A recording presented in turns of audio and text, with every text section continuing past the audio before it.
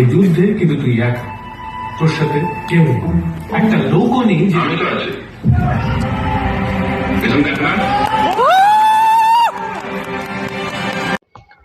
৪৪ বছর পর উত্তম কুমার মানে মহানায়ক উত্তম কুমার স্যারকে আজকে সৃজিত মুখার্জি কিন্তু বড় পর্দায় কিন্তু ফিরিয়ে এনেছে। যে বইটার নাম হচ্ছে যে অতি উত্তম, সেই বইটারই আজকে রিভিউ দেবো আপনাদের সঙ্গে।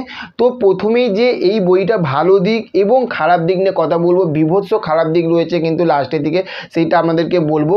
তার আগে বলে দিই যে এই বইটার গল্পটা, এই বইটা হচ্ছে যে গৌরব ও অনিন্দর, এরা দুই বন্ধু। অনিন্দ্র উত্তম কুমার স্যারকে নিয়ে পড়াশুনো করছে আর গৌরব এখানে নাতি হয়েছে, মানে মহানায়ক উত্তম কুমারের নাতি হয়েছে। তো অনিন্দ্র একটা মেয়েকে ভালোবাসে, সেই মেয়েটা রিজেক্ট করে, সে ভালোভাবে প্রেম করতে পারে না।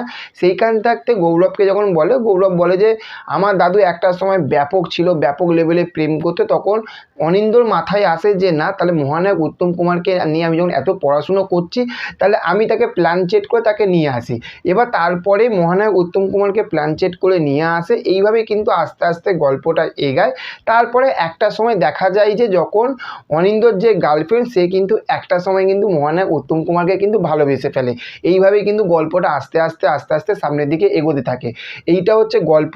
আর এই বইটা যদি ভালো দিক বলি, এই বইটা সবথেকে ভালো দিক হচ্ছে যেটা প্রথমেই বললাম, যে ৪৪ বছর পরে আমরা মানে আমাদের মতন, আমরা যেসব ছোটো ছোটো যেসব ছেলেমেয়েরা বা আমাদের মতন যেসব ছেলেমেয়েরা যারা তো উত্তম কুমার স্যারকে বড় পর্দায় দেখেনি, আমরা ইউটিউব বা আমরা মোবাইলে আমরা টিভির পর্দায় দেখেছি, তাকে আমরা আজ বড় পর্দায় দেখেছি। এইটা হচ্ছে সবথেকে বড় ভালো দিক। সেকেন্ড হচ্ছে যে এই যে কাজটা করেছে, যে গ্রাফিক্সে, হ্যাঁ গ্রাফিক্সটা হতে পারে যে অনেকটা পুয়ার গ্রাফিক্স, কিন্তু এই কাজটা যে সৃজিত মুখার্জি করেছে এইটা ব্যাপক লেগেছে। আর উত্তম কুমারকে যে ভয়েসটা, মানে গৌরবের মধ্যে যখন উত্তম কুমার যখন আত্মাটা প্রবেশ করছে, সেইখান থাকতে যে ভয়েসটা, যে ভয়েস আর্টিস্ট যে ভয়েস দিয়েছে, সেই ভয়েসটা কিন্তু অসাধারণ দুর্দান্ত কিন্তু একটা ভয়েস দিয়েছে। আর উত্তম কুমার স্যারের যে কাটিং করে করে যে সংলাপগুলো বসিয়েছে, অসাধারণ কিন্তু লাগছে। ব্যাপক একটা, এক কথায় বলবো একটা ব্যাপক কিন্তু একটা গল্প হয়েছে। আর যদি খারাপ দিক যদি বলে থাকি, সত্যি কথা বলতে বইটা যখন দেখছিলাম বইটা ব্যাপক লাগছিল। এত বছর পরে উত্তম কুমার স্যারকে আমরা বড় পদে দেখছি, কার না ভালো লাগবে বলুন তো।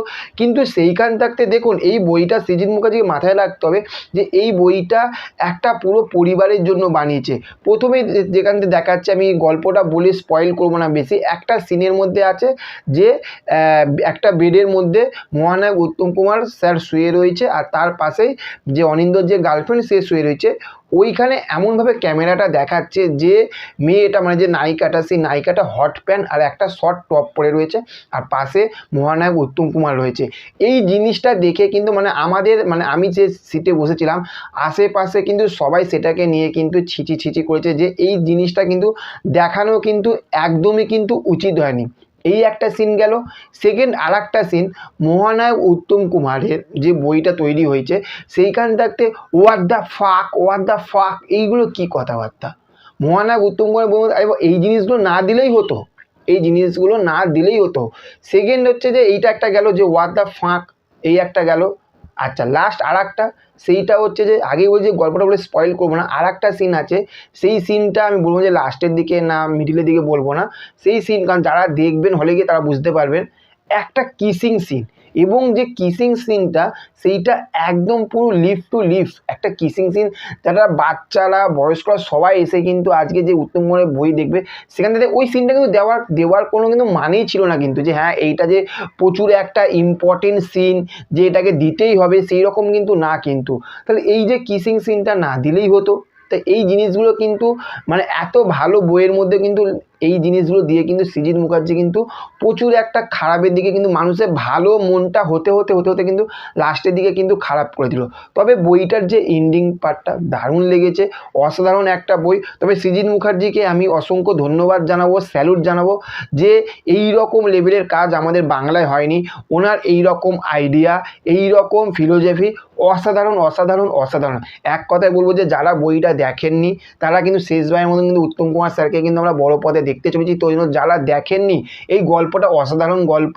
হ্যাঁ, প্রচুর যে হ্যাবক গল্প আপনারা ভেবে যে হলে যাবেন, নিশ্চয়ই না।